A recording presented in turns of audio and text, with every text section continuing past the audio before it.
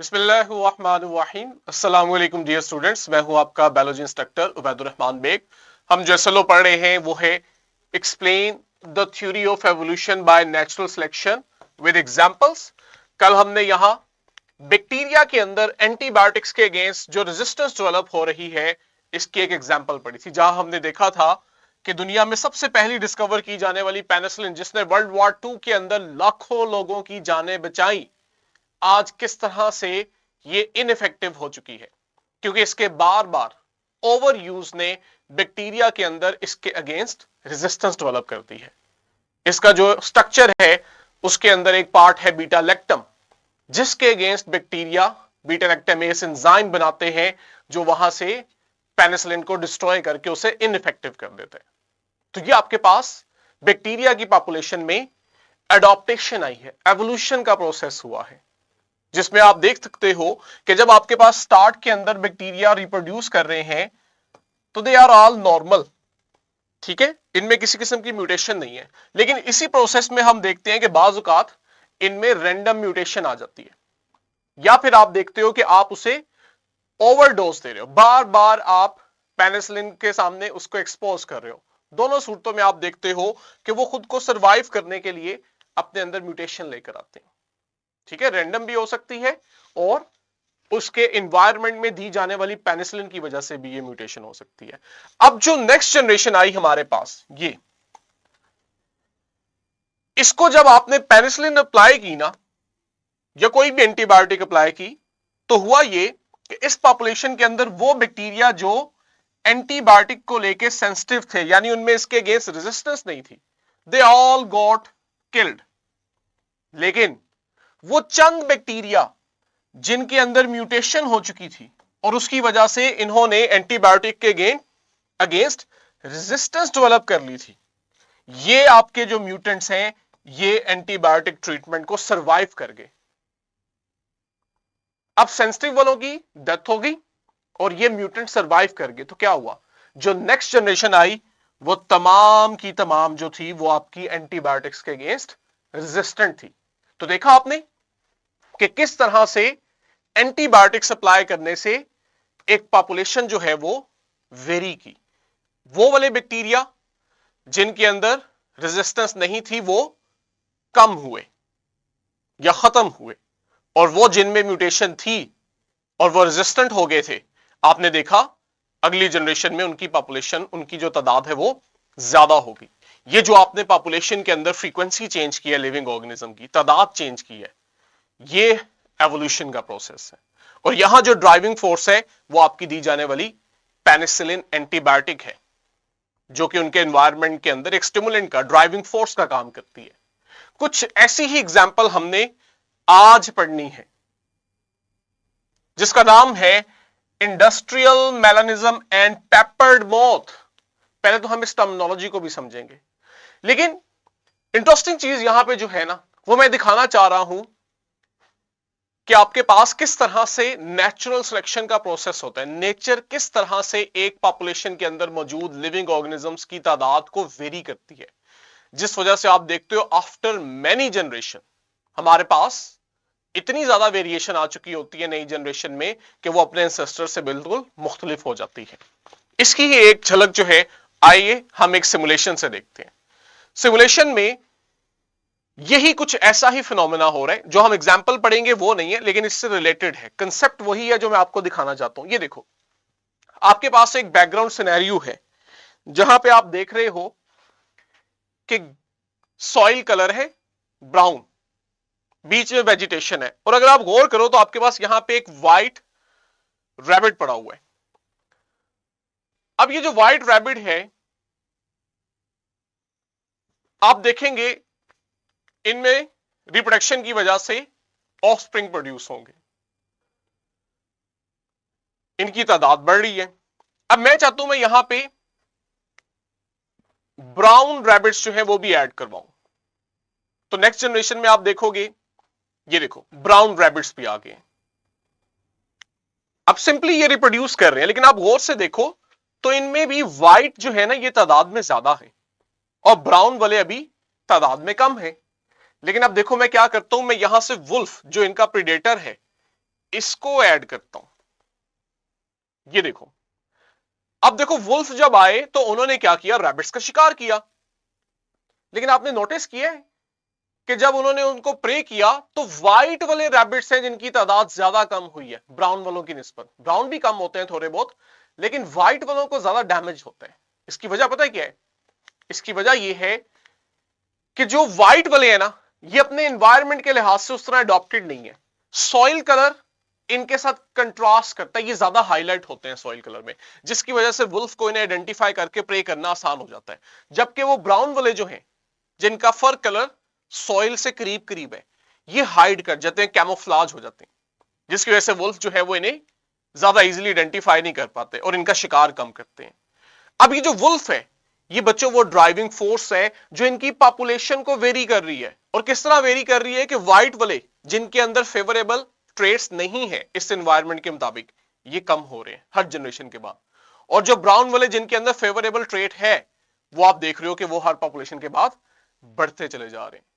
तो ये जो चेंज आया पॉपुलेशन में, ये किसने किया? ये आपके पास ड्राइविंग फोर्स ने, नेचर ने। और वो यहां कौन सी फोर्स थी? इनका जो कुदरती शिकारी है, प्रीडेटर वुल्फ, उसके थ्रू ये काम हुआ है। जैसे आपके पीछे वाले एक्सपेरिमेंट में वो ड्राइविंग फोर्स हमारी दी हुई एंटीबायोटिक थी। इसी तरह अगर आप देखो, इसको ऑब्जर्व करना चाहते हो, मैं बैकग्राउंड ही बदल देता हूं। ले जी, हमने व्हाइट बैकग्राउंड कर दिया, कोई स्नो एरिया है जहां पे आपके पास वेजिटेशन है और रैबिट है। ये ले, मैं 2 रैबिट ऐड करता हूं, इनमें रिप्रोडक्शन होगी, नए ऑफस्प्रिंग प्रोड्यूस होंगे। लेकिन साथ ही मैं अब यहां पे जो ब्राउन फर वाले है ना, इन्हें भी ऐड करता हूं, ताकि नेक्स्ट जनरेशन में हमें ये भी मिले। अब आपने नोटिस करना है कि किस तरह ये जो व्हाइट रैबिट्स हैं, ये अपने बैकग्राउंड के साथ कैमोफ्लाज कर जाएंगे, जबकि ब्राउन वाले जो पीछे हाइड हो रहे थे, अब यहां पे नुमायां हो रहे हैं। तो आइए देखते हैं, इनकी पॉपुलेशन बढ़ाते हैं और फिर जो ड्राइविंग फोर्स है वुल्फ, इसके थ्रू देखते हैं कि नेचुरल सिलेक्शन किस तरह से होती है। अब आपने देखना है, ऑल्दो कि आपके पास ब्राउन ज्यादा है, ब्राउन कम है, व्हाइट ज्यादा है, लेकिन जरा देखते हैं वुल्फ ऐड करने से क्या फर्क पड़ता है। आपने बस ये रेशो देखनी है कि ब्राउन और व्हाइट में कितना फर्क आया। देखा आपने, ब्राउन किस कदर तादाद में आपको यहां कम नजर आ रहे हैं, जबकि व्हाइट वाले जो हैं वो बहुत ज्यादा हो गए कैमोफ्लाज की वजह से। कुछ ऐसा ही हमने अभी अपने एक्सपेरिमेंट में पढ़ना है, जो अगेन हमें बताएगा किस तरह से नेचुरल सिलेक्शन होती है और नेचर जो है वो पॉपुलेशन के अंदर वेरिएशन लेकर आती है। हमारे पास ना एक इंसेक्ट है जिसे आप कहते हो पेपर्ड मॉथ। ये पेपर्ड मॉथ जो है ये 2 कलर का होता है, लाइट कलर, इसे आप ग्रे कलर भी बोलते हो, और आपके पास ये देखो नीचे लिखा हुआ है ग्रे कलर। और दूसरा आपके पास डार्क कलर का होता है जिसे आप ब्लैक भी बोलते हो, यानी कि लाइट और डार्क कलर के या ब्लैक और ग्रे कलर के पेपर मॉथ होते हैं। अच्छा, इंग्लैंड में ना 1850s में इंडस्ट्रियल रेवोल्यूशन आया। इंडस्ट्रियल रेवोल्यूशन से मुराद यह है कि वहां इंडस्ट्री बहुत रैपिडली ग्रो की, लोगों के लिए रोजगार के मौके बढ़े, लोगों ने उस तरफ रुझान किया। लेकिन जब इंडस्ट्रियल रेवोल्यूशन के दौरान इंडस्ट्री बहुत ज्यादा बढ़ी ना, उससे एनवायरनमेंट में पोल्यूशन भी बहुत ज्यादा बढ़ी। इंडस्ट्रीज के चिमनी से जो धुआं निकल रहा था, या वो इंडस्ट्रीज से निकलने वाले पानी जिनके अंदर केमिकल्स थे, वो एनवायरनमेंट को पोल्यूट कर रहे थे। अब यही एक और कंसेप्ट अप्लाई होता है जो मैं आपको समझाता हूं, वो है लाइकन का। लाइकन जो है ये आपके पास 2 ऑर्गेनिजम्स का एसोसिएशन है। इसमें हम देखते हैं हमारे पास फंजाई होते हैं, और फंजाई के साथ कोई भी ऐसा ऑर्गेनिज्म होता है जिसमें फोटोसिंथेसिस हो सकती है, जैसे एल्गी या साइनोबैक्टीरिया। ठीक है, तो एक फंजाई जिसमें फोटोसिंथेसिस नहीं हो रही, दूसरी तरफ एल्गी या साइनोबैक्टीरिया जिसमें फोटोसिंथेसिस हो रही है। ये दोनों मिलकर इकट्ठे एक एसोसिएशन बनाते हैं जिसे आप कहते हो लाइकन। लाइकन की ग्रोथ बड़ी अच्छी होती है, यानी इसमें फंजाई को भी फायदा होता है और उसके दूसरे पार्टनर को भी फायदा हो रहा होता है। अब ये जो लाइकन है ना, इसे हम कहते हैं कि ये बहुत अच्छा बायो इंडिकेटर है एयर पोल्यूशन का, कि अगर आपके माहौल में एयर पोल्यूशन है तो आपको वहां लाइकन्स की तादाद से पता लग जाएगा। क्लीन एनवायरनमेंट में लाइकन बहुत अच्छा ग्रो करता है, लेकिन जहां एयर पोल्यूशन ज्यादा हो जाती है वहां आप देखते हो लाइकन की पॉपुलेशन कम हो जाती है। डाई करना शुरू होता है, जिससे हम कहते हैं ये एक इंडिकेटर है और ये बायो है। लिविंग ऑर्गेनिज्म की तादाद कम होने से हमें वो इंडिकेशन मिल रही है, तो ये बायो इंडिकेटर है। तो लाइकन से हम किसी भी एरिया में एयर पोल्यूशन का पता लगा सकते हैं।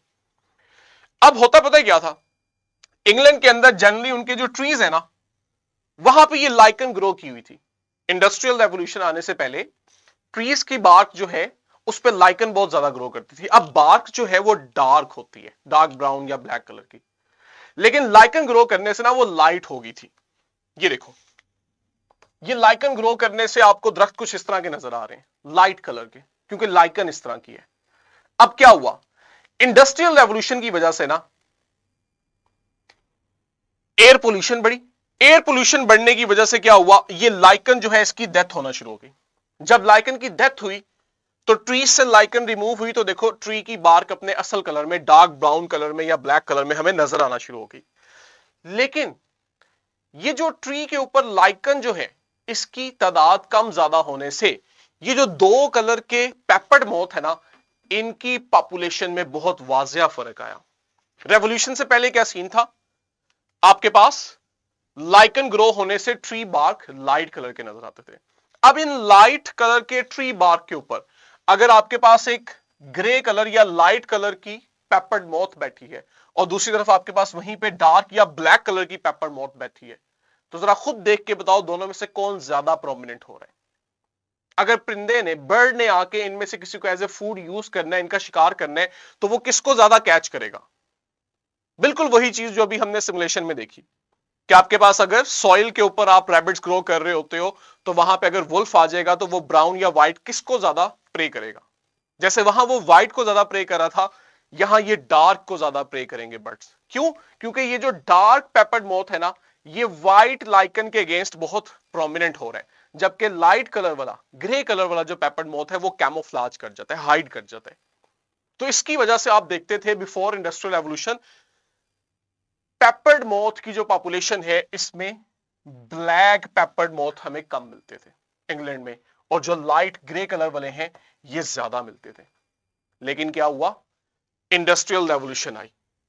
इंडस्ट्रियल रेवोल्यूशन आने की वजह से जो पोल्यूशन थी उसने लाइकन को किल किया, जिसकी वजह से बार्क हमें ब्लैक कलर में अपीयर होना शुरू हुए। ये देखो, जब बार्क आपको ब्लैक कलर में अपीयर होना शुरू हुए तो आपके पास पॉपुलेशन के अंदर ये जो दो वेरिएशन थी ब्लैक और ग्रे कलर वाले पेपर्ड की, इनकी फ्रीक्वेंसी या इनकी तादाद में फर्क आया। अब ये हुआ कि इस ब्लैक डार्क बार्क के अगेंस्ट जो डार्क कलर वाला पेपर्ड मोथ है ये हाइड किया, और जो व्हाइट वाला है ये प्रोमिनेंट हुआ, जिसकी वजह से बर्ड्स इनका प्रेस ज्यादा करने लगे। अब रिवर्स हुआ, पहले वही जो व्हाइट पेपर्ड मोथ तादाद में बहुत ज्यादा थे इंग्लैंड में, अब आपने देखा इनकी तादाद कम होना शुरू हुई इंडस्ट्रियल रेवोल्यूशन के बाद, एयर पोल्यूशन बढ़ने के बाद। और यही ब्लैक जो पहले तादाद में कम थे, इनका शिकार कम हुआ तो इनकी तादाद ज्यादा होने शुरू हो गई। ठीक है, क्यों, क्योंकि ब्लैक मॉथ जो थे इनके सर्वाइवल चांसेस बढ़ गए, इनका वही जो कलर पहले इनके लिए नुकसानदेह था अब वो इनके लिए फायदेमंद हुआ। तो यहां पे आपने देखा कि किस तरह एनवायरनमेंट में जो एयर पोल्यूशन है वो ड्राइविंग फोर्स के तौर पे एक्ट की, और आपके पास नेचर ने उसके थ्रू सिलेक्शन करवाई, जिसे आपने नेचुरल सिलेक्शन कहा, कि एक तरह के ट्रेड रखने वाले ऑर्गेनिज्म को एज मिला एक एनवायरनमेंट में और दूसरे में दूसरे वाले को एज मिला, जिसकी वजह से इनकी पॉपुलेशन जो है उसमें वेरिएशन आई। एक जिनके पास फेवरेबल ट्रेट है इसमें यहां, और यहां वाले में डार्क वाले, इनकी पॉपुलेशन बहुत बड़ी, और वो जिनके पास फेवरेबल ट्रेट्स नहीं थे आपने देखा उनकी पॉपुलेशन कम होना शुरू हुई। यही आपके पास एवोल्यूशन के प्रोसेस को लीड करता है कि जब पॉपुलेशन में वेरिएशन आती है तो आप देखते हो एक तरह के ऑर्गेनिज्म कम, दूसरी तरह के ज्यादा होते जाते हैं, और कई जनरेशन के बाद उनमें इतनी वेरिएशन आ चुकी होती है कि वो अपने एंसेस्टर से वाजिया तौर पे मुख्तलिफ हो चुके होते हैं। हम कहते हैं ये तो एक नई स्पीशीज इवॉल्व हो गई है। यहां भी आपके पास कुछ ऐसा ही हुआ। हां, लेकिन अगर हम आगे देखें तो जब इंग्लैंड के लोगों को ये रियलाइज हुआ, इस वजह से नहीं कि बेचारा पेपर्ड मोथ जो है इसकी एक पॉपुलेशन कम और दूसरी ज्यादा हो रही है, खुद इसका नुकसान एयर पोल्यूशन का इंसानों पे भी आना शुरू हुआ। उस वजह से फिर क्या हुआ कि इंग्लैंड के लोगों ने उसको कंट्रोल किया, जिसकी वजह से कहते हैं 20वीं सेंचुरी के एंड पे आपने देखा कि पोल्यूशन लेवल वहां पे कम होना शुरू हुई, क्योंकि वहां क्लीन एयर रेगुलेशंस बनाएगी कि किस तरह माहौल को साफ रखा जाए, जिसकी वजह से जो लाइट कलर मौत है ना, ये दोबारा से उन तादाद में ज्यादा होना शुरू हो गया। क्यों? क्योंकि एयर पोल्यूशन कम होने से यहां जो लाइकन है ये दोबारा से ग्रो की।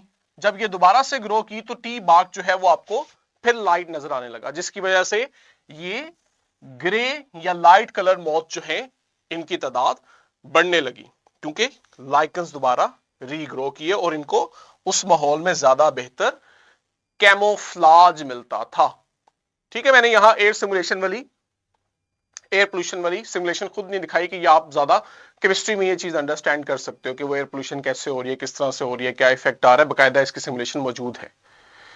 यहां एक बड़ा इंपॉर्टेंट पॉइंट है जो इस खास सिनेरियो में मैं आपके जहन में लाना चाह रहा हूं कि एवोल्यूशन एक उस तरह भी होती है कि एनवायरमेंट चेंज होने से लिविंग ऑर्गेनिज्म में चेंज आते हैं, और एक इस तरह भी होती है जो भी हमने देखी, चेंज पहले से था, वेरिएशन पहले से थी, एनवायरमेंट चेंज होने से क्या हुआ कि उस वेरिएशन में से जो फेवरेबल ट्रेड वाले थे उनको फायदा हुआ और जो लेस फेवरेबल ट्रेड वाले थे उनको नुकसान हुआ, उनकी तादाद कम होना शुरू हुई। यही बात आपने यहां भी अंडरस्टैंड करनी है कि आपके पास डार्क कलर में जो म्यूटेशन आई है वो पॉपुलेशन के अंदर पहले से मौजूद थी। पहले से ही हम देखते थे कि पेपर्ड मॉथ जो है वो या तो लाइट कलर के थे या डार्क कलर के थे।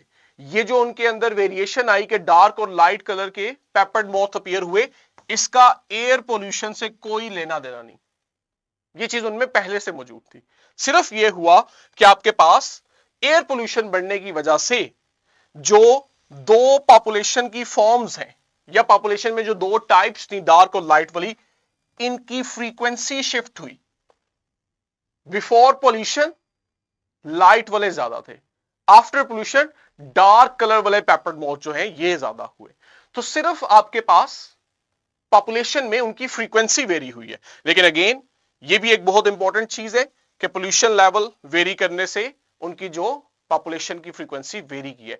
यही तो आपके पास असल में हाईलाइट कर रही है पावर ऑफ नेचुरल सिलेक्शन, कि जो नेचुरल सिलेक्शन है ये ऑलरेडी मौजूद वेरिएशन जो एग्जिस्ट कर रही होती हैं विद इन अ पॉपुलेशन, उन्हीं पे तो एक्ट करती है और कुछ ट्रेड्स को फेवर करती है जो कि उन्हें उस माहौल के अंदर एनवायरमेंटल कंडीशन में जिंदा रहने में ज्यादा बेहतर सूट कर रहे होते हैं।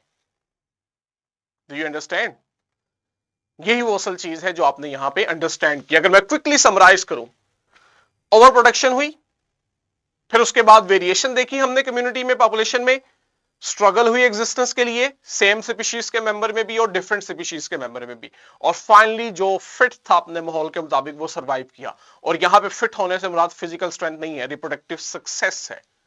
जैसा आपने देखा दो एग्जांपल्स में कि हमारे पास बैक्टीरिया खुद को इवॉल्व कर रहे हैं, हम जो एंटीबायोटिक्स का इस्तेमाल जरूरत से ज्यादा कर रहे हैं इस उम्मीद से कि हम इन्हें एक दिन सबको खत्म कर देंगे, वो उल्टा स्ट्रॉन्ग होते जा रहे हैं। उन्होंने ऐसे एंजाइम बना लिए हैं, अपने अंदर म्यूटेशन कर लिए, जिसकी वजह से वो उन एंटीबायोटिक्स को डिस्ट्रॉय कर देते हैं।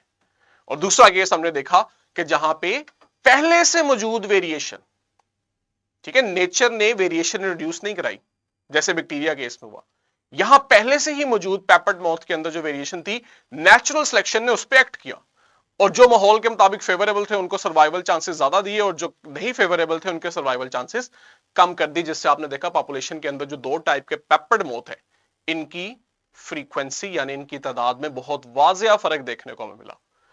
यह आपके पास बेसिक स्कीम है एवोल्यूशन की, जिसके पीछे ड्राइविंग फोर्स है नेचुरल सिलेक्शन। अगर आपको यह समझ आ गई है ना, तो अगला टॉपिक हमारा इसी से रिलेटेड है और बड़ा इंटरेस्टिंग है कि स्पीशीज क्या है और ये स्पीशिएशन, स्पीशीज इवॉल्व कैसे होती हैं, इसके पीछे क्या फैक्टर्स कारमा होते हैं, ठीक है, कौन से फैक्टर्स इन्वॉल्व होते हैं, ये हमने अगले लेक्चर में पढ़ना है। आई होप कि आपके लिए ये सलो मुफीद रहा होगा, क्योंकि ये एक बहुत इंपॉर्टेंट कंसेप्ट है जिसे बहुत सारे बच्चे अंडरस्टैंड नहीं कर पाते और वो समझते हैं ये बोरिंग सा टॉपिक है, जबकि ऐसा नहीं है। आपको ये आगे एमडी कैट तक हेल्प करेगा। कल इंशाल्लाह अगली वीडियो के साथ मिलेंगे, तब तक के लिए बच्चों अल्लाह हाफिज।